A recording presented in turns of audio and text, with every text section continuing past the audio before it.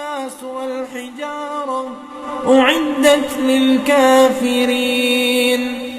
وبشر الذين آمنوا وعملوا الصالحات أن لهم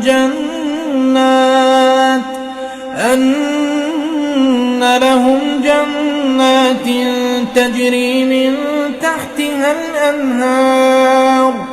كلما رزقوا منها من ثمرة رزقا قالوا هذا الذي رزقنا من قبل وأتوا به متشابها ولهم فيها أزواج مطهرة وهم فيها خالدون. إن الله لا يستحيي أن يضرب مثلا ما بعوضة